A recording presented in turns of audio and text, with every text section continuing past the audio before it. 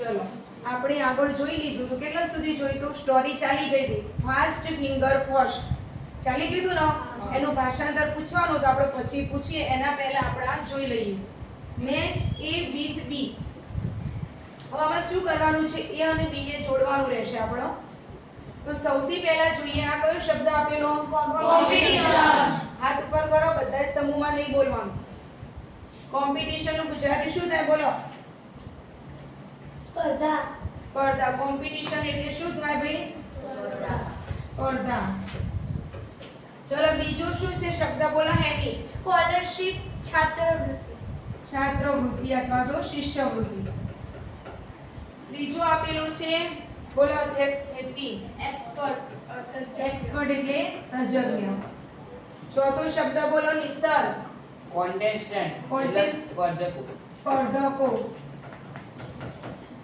પછી last host યજમાન એટલે યજમાન તો આનું ગુજરાતી આપણે કયું જો અંગ્રેજીમાં કેવું હોય ખાસ કરી અંગ્રેજી વિષય તમને ત્યારે જ આવડશે જ્યારે એનું ગુજરાતી આવડશે કોઈ પણ પ્રશ્ન પૂછ્યો હોય કે કોઈ પણ ગમે તે પૂછ્યું હોય તો પહેલા એનું ગુજરાતી કરી લેવાનું આપણે આટલાનું ગુજરાતી થઈ ગયું હવે બી સાથે જોડવાનું હોય પણ આનું ગુજરાતી કરીશું એટલે આપણને ખબર પડી જશે કે શું જોડવાનું એ ચલો પહેલું બોલો ક્રિયાંશી પાર્ટિસિપન્ટ ભાગ લેનાર ભાગ લેનાર સ્કૂલમાં ચાલ્યું ચલો બીજું શું આપેલું છે બોલો હેતવી નોલેજ એની નોલેજેબલ પર્સન નોલેજેબલ પર્સન એટલે નોલેજ જે બહુ બધું જ્ઞાની જાણે માણસ. છે જ્ઞાની માણસ એમ જ્ઞાની ચલો નેક્સ્ટ થર્ડ નંબર નું શું આપેલું બારોટક્ષ ધ્યાન અહીંયા હોવું જોઈએ બધાનું કોન્ટેસ્ટ કોન્ટેસ્ટ એટલે સ્પર્ધા કે સ્પર્ધકો બોલો સ્પર્ધા. સ્પર્ધા પછી શું આપેલું છે નેક્સ્ટ જાનવી એન્કરિંગ જે કરીને આપણે એન્કર એટલે શું થાય જે બધું એન્કરિંગ કરતું હોય પ્રોગ્રામ હોય કોઈ બી તો એને એન્કરિંગ કરી બોલનાર એમ યજમાન જેવું ચલો અને નેક્સ્ટ શું આપેલું છે ફંડ ફોર એજ્યુકેશન એટલે શું થાય ભણવા માટેનું શિક્ષણ માટે દાન ચલો હવે તમને આઈડિયા આવી ગયો હશે કે શું જોડવાનું છે આપણો ચલો સૌથી પહેલા કોમ્પિટિશનમાં શું આવશે કોણ કહેશે બોલો કોન્ટેસ્ટ કોન્ટેસ્ટ કોમ્પિટિશન એટલે સ્પર્ધા અને કોન્ટેસ્ટ એટલે સ્પર્ધા ધ્યાન અહીંયા આવવું જોઈએ 90 ના દેખાતું તો બાજુમાં આવી જાઓ ચલો બાજુમાં બોલો ફંડ ઓફ એજ્યુકેશન સ્કોલરશિપ માં આવશે ફંડ ઓફ એજ્યુકેશન ચલો નેક્સ્ટ વિસર એક્સપર્ટ માં આવશે નોલેજેબલ પર્સન વેરી ગુડ ચલો નેક્સ્ટ રુદ્ર કોન્ટેસ્ટન્ટ એટલે સ્પર્ધકો તો સામે શું આવો તમે ના બોલો ને બધા બોલવા દો પોલક્ષ ભવ્ય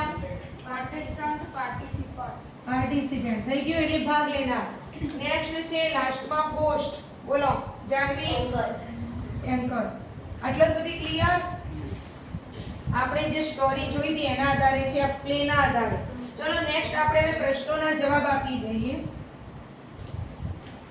ચલો સૂચના વાંચો પહેલા નિસર્ગ આન્સર ધ ફોલોઇંગ ક્વેશ્ચન વાંચો પ્રશ્નો Who is the host of the contest? બરોબર ચલો પ્રશ્નનો જવાબ ડાયરેક્ટ આપવાનો નહીં સૌથી પહેલા આપણે એનું શું કરવાનું ગુજરાતી ચલો હેની ગુજરાતી કરો સ્પર્ધાના યજમાન કોણ હતા કોણ છે બોલો સ્પર્ધાના યજમાન કોણ છે ભાઈ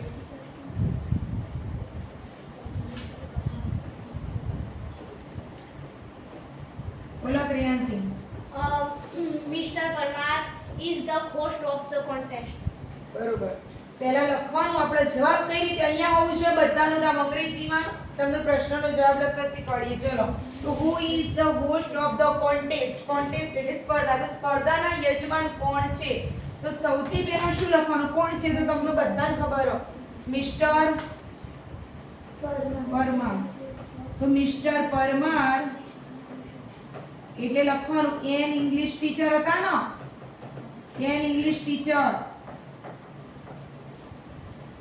પછી પાછળનું એમને ઇઝ ધ હોસ્ટ ઓફ, બોલવાનું તો રાખો ને, Host of the contents. કોન્ટેન્ટ્સ. જવાબ તમારાનો અને મારો નહીં લખવાનો. ચલો બોલો, ખબર પડી કે ભૂથી જ્યારે પ્રશ્ન પૂછાય ત્યારે ખાલી વ્યક્તિનું નામ આવે ને પાછળનું સેન્ટેન્સ એમને મૂકી દેવાનો, આખો પ્રશ્ન તમારો. ચલો બીજો પ્રશ્ન વાંચો ખુશી. વિકાસની શાળા What is the name of Vikas school? વિકાસની શાળાનું નામ શું છે? બોલો વિકાસની શાળાનું નામ બોલો. બોલો Priyansh. The name of the Vikas school is સ્મિત વિદ્યાલય. એક minute. The Name name of Vikas school. Vikas school. તમે અહીંયા કઈ જોયું? એપોસ્ટ્રોફી એસ આવ્યો અને એમાં ખાલી નિશાની કરેલી છે. કેમ ખાલી નિશાની આવી વિકાસ પાછળ? બોલો. જે શબ્દના પાછળ એસ કે એસએચ આવે તેના પાછળ ખાલી નિશાની જ મૂકવાની. ક્લિયર ના વસ્તુ યાદ આવી એટલે તમને ગ્રામરનો પોઈન્ટ યાદ આવવો જ જોઈએ. તો વિકાસ સ્કૂલ બોલો. The name of Vikas school is Smit Vidyalaya. Smit Vidyalaya. ચલો આગળ નેક્સ્ટ. થર્ડ પ્રશ્ન વાંચો ચાલવી. Who is Mr. Bright? What does he do? બરોબર. ગુજરાતી કરો. ગુજરાતી કરો સ્મિત.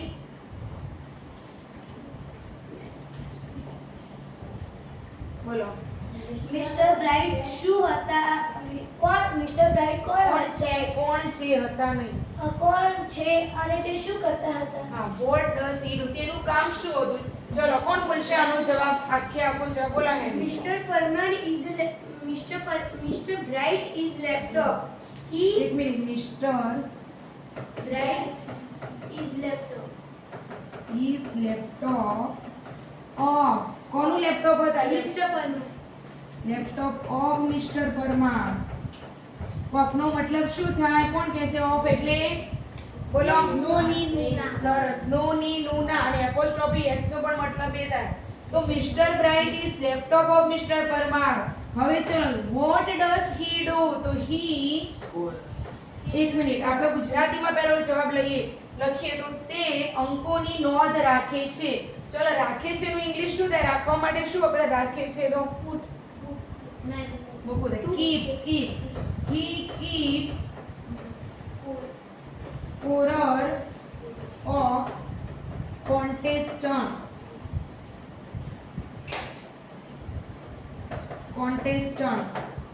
ક્લિયર આટલો સુધી? ચલો નેક્સ્ટ ફોર્થ ક્વેશ્ચન. ક્રિશ વાંચો. Who is the Miss Tick Tick? Miss Tick Tick કોણ હતા? બોલો જવાબ. ક્રિશના જવાબ બોલો. મિસ ટિકટિક કોણ હતા? બોલો નવ્ય. મિસ ટિકટિક ઘડિયાળ. ઇંગ્લિશમાં બોલો. હા, ગુજરાતી બોલ દીધો, હવે અંગ્રેજીમાં બોલો. ઘડિયાળને અંગ્રેજીમાં શું કહેવાય? વોચ હતો. આપણે અહીંયા તો ક્લોક લેવાની આપણે. તો બોલો જવાબ. Miss Janvi. Miss Tick Tick is a clock. Is a clock. Clock એટલે ઘડિયાળ. ચલો નેક્સ્ટ પાંચમો પ્રશ્ન. Fifth question. બોલો બારોટક્ષ. How many wickets did How many question did Nandita answer correctly? How many questions did Nandita answer correctly? નંદિતાએ કેટલા પ્રશ્નોનો સાચો જવાબ આપ્યો તો? કેટલા પ્રશ્નોનો? 3. તો ચલો બોલો જવાબ મિસ્ટર. 3. ત્રીજી Nandita જવાબ. answered correct. Nandita. Nandita answered. એક મિનિટ. અહીંયા ડીડ નીકળી જાય આન્સર નું શું થઈ જાય? આન્સર. ડીડી લાગી જશે એનો. Answered 3 questions correctly. સરસ. 3 question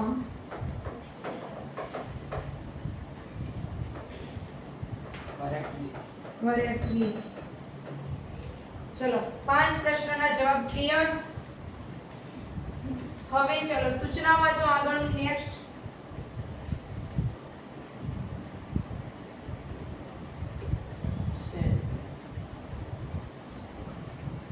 વાંચો સૂચના નિસર્ગ.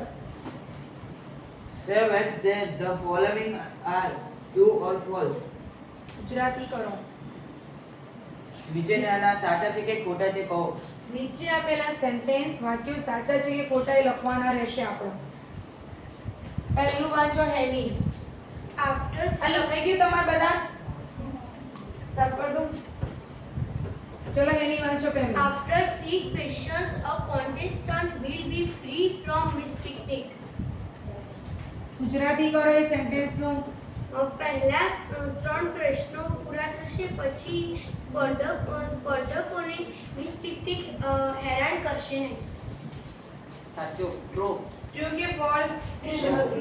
3 પ્રશ્નો પછી સ્પર્ધકોની મિસ્ટિકથી અથવા તો સ્પર્ધકો મિસ્ટિકથી મુક્ત થઈ જશે. ફ્રી એટલે મુક્ત થવું.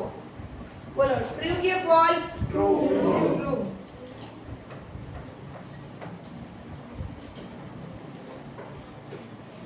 ચલો નેક્સ્ટ વૈદેહી વાંચો. There is a helpline through which we can talk to a person.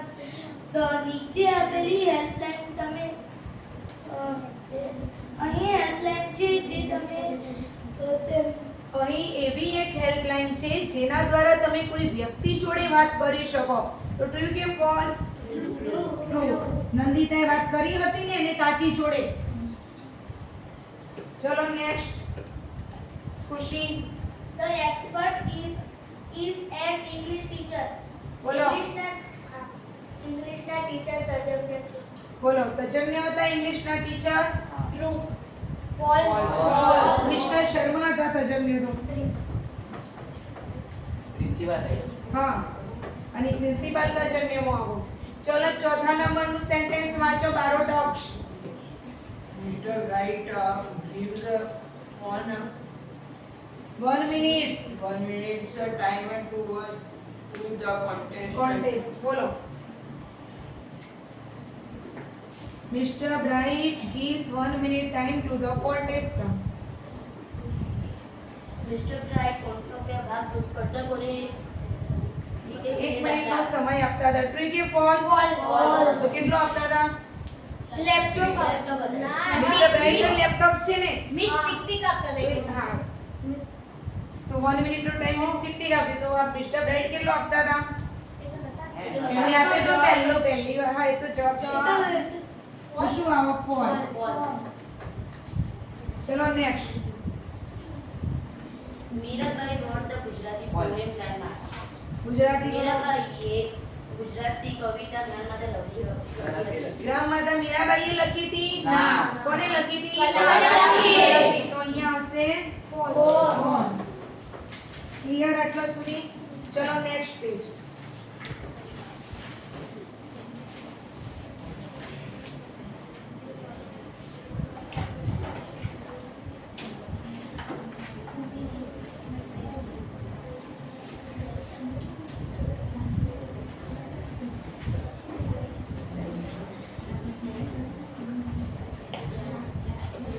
અહીંયા ધ્યાન બધાનું. Activity 5. Here is the timeline of the great Gujarati writer Kanhaiyalas Munshi. Study it carefully. અહીં કનૈયાલાલ મુનશીનો ટાઈમલાઈનનો મતલબ શું થાય? જીવન રેખા.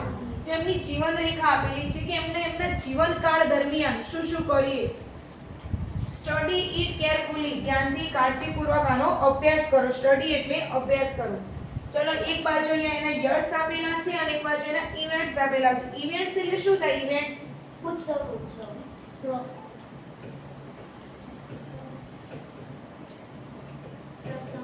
ઘટનાઓ અથવા તો એનો જે એમની જીવનકાળ દરમિયાન જે પ્રસંગ બને એમની સાથે તો જે ઘટનાઓ બની છે એનો ઉલ્લેખ અહીંયા કરેલો છે. યર્સમાં ફર્સ્ટ આપેલું છે 1887 1887 માં બોર્ન એટ ભરૂચ. એમનો ભરૂચમાં જન્મ થયો હતો. અહીંયા ધ્યાન હોવું જોઈએ નિલેશ. 1887 માં એમનો ભરૂચમાં જન્મ થયો હતો. ચલો નેક્સ્ટ 1916 રોડ પાટણની પ્રભુતા. એમને પાટણની પ્રભુતા લખી હતી. અહીંયા રોડ આપેલું છે કેમ? રાઈટ. ઉદાહરણરૂપ રોટ થાય. અને આ બધું ભૂતકાળની વાતો છે જે પહેલા બની ચૂકી છે. 1920 રોડ પૃથ્વી વલ્લભ, એમને પૃથ્વી વલ્લભ લખી હતી. 1930 લોપમુદ્રા, જ્યાં લોપમુદ્રા છે એક પોએમ છે જે કનૈયાલાલ મુનશીએ લખી હતી. 1938 ફાઉન્ડેડ ભારતીય વિદ્યા ભવન. ફાઉન્ડેડ નો મતલબ શું થાય? ફાઉન્ડેડ એટલે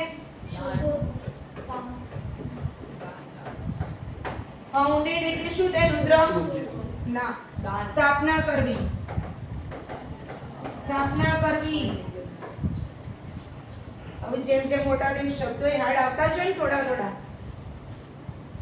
તો એમને 1938 માં ભારતીય વિદ્યા ભવનની સ્થાપના કરી હતી. 1937 to 40 એમને 1937 થી 40 સુધી શું કર્યું? તો remind the home minister of Mumbai state. Mumbai state એટલે મુંબઈ રાજ્યના તેઓ ગૃહમંત્રી રહી ચૂક્યા હતા. હોમ મિનિસ્ટર એટલે ગૃહમંત્રી. ગૃહમંત્રી રહી ચૂક્યા હતા. 1948 માં agent general of India in Hyderabad state. Hyderabad રાજ્યની અંદર તેઓ ભારતના એજન્ટ જનરલ રહી ચૂક્યા હતા. And elected member of the legislative council. ચલો, લેજિસ્લેટિવ કાઉન્સિલ નો મતલબ શું થાય? વિધાન પરિષદ. વિધાન પરિષદ. અને ઇલેક્ટેડ એટલે ઇલેક્શન એટલે ચૂંટણી. તો ઇલેક્ટેડ એટલે ચૂંટાયા હતા. તો 1948 માં તેઓ વિધાન પરિષદના સભ્ય તરીકે ચૂંટાયા હતા. મેમ્બર એટલે સભ્ય. આ શબ્દો યાદ રાખજો. હવે બીજી વાર આ શબ્દ આવો તો આપણને આવડવું જોઈએ. 1952 to 53 1952 થી 1953 સુધી remain the minister of agriculture. Agriculture એટલે શું થાય ક્રિશ? કૃષિ. એગ્રીકલ્ચર એટલે કૃષિ. તો તેઓ કૃષિના એટલે કૃષિ મંત્રી રહી ચૂક્યા હતા 1952 થી 53 સુધી. મિનિસ્ટર એટલે મંત્રી. 1952 to 57 remain governor of Uttar Pradesh. Governor એટલે શું થાય ભાઈ? ગવર્નર રાજ્યપાલ. હા, જે મુખ્યમંત્રીના ઉપરનું પદ હોય. ગવર્નર રહી ચૂક્યા હતા. તો 1952 થી 57 સુધી તેઓ ઉત્તર પ્રદેશના ગવર્નર રહી ચૂક્યા હતા. ક્લિયર? આટલાનું ગુજરાતી ખબર પડી ગઈ? કાલે કરવાનું છે આપણે ગુજરાતી. હવે જોઈએ next. He died in 1971 at his residence in Mumbai. તેઓ જ્યારે મુંબઈમાં રહેતા હતા ત્યારે એમનું 1971 માં અવસાન થયું હતું. સપોઝ નો મતલબ શું થાય? સપોઝ એટલે ધારો કે અથવા તો કલ્પના કરો. ધારો કે you met him when he was the governor of Uttar Pradesh. તેઓ જ્યારે ગુજરાતી કરતા શીખી જજો. તેઓ જ્યારે when he was તેઓ જ્યારે ઉત્તર પ્રદેશના ગવર્નર હતા એટલે કે રાજ્યપાલ હતા ત્યારે તમે એમને મળ્યા તો what question would you ask him? તો તમે એમને કેવા પ્રશ્નો પૂછશો? ધારો કે જ્યારે તેઓ ઉત્તર પ્રદેશના ગવર્નર હતા અને ત્યારે તમે એમને મળ્યા. મેટ એટલે મળો. મીટનું ભૂતકાળનું રૂપ શું થાય? મેટ. તો તમે કેવા પ્રશ્નો પૂછો એમનો? બોલો, કેવો પ્રશ્ન પૂછો સૌથી પહેલા તમે? પહેલો પ્રશ્ન શું પૂછીએ આપણે એમના આના આધારે આપણે જોઈએ તો પહેલા તેમના જન્મનું પૂછીએ તો Where were you born? Very good. Where were you born? તમારો જન્મ ક્યાં થયો હતો? આ વેર નો મતલબ થાય ક્યાં? WHERE. અને આ વેર WERE એનો મતલબ શું થાય? હતા. was where આ એ વેર છે. તો તમારો જન્મ ક્યાં થયો હતો એ પ્રશ્ન આપણનો થાય. નેક્સ્ટ પ્રશ્ન કયો થાય? જન્મ પૂછ્યો તો જન્મ તારીખ પૂછીએ ને આપણો. તો ચલો ઇંગ્લિશમાં પ્રશ્ન બનાવો જન્મ તારીખનો. When were you? What is your birthday? Very good. What is your birthday?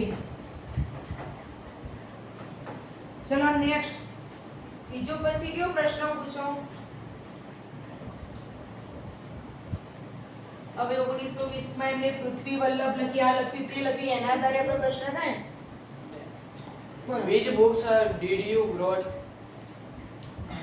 હા, એવું બનાવી શકાય. which books did you wrote? તેમની ઘણી બધી બુકના નામ આવી શકે. પછી નેક્સ્ટ બનાવો. ચલો આ સાલનો લઈને આપણે પ્રશ્ન બનાવો તો તમે પૃથ્વી વલ્લભ ક્યારે લખી?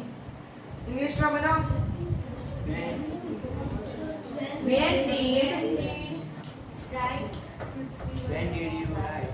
હા, when did you write હા પૃથ્વી વલ્લભ?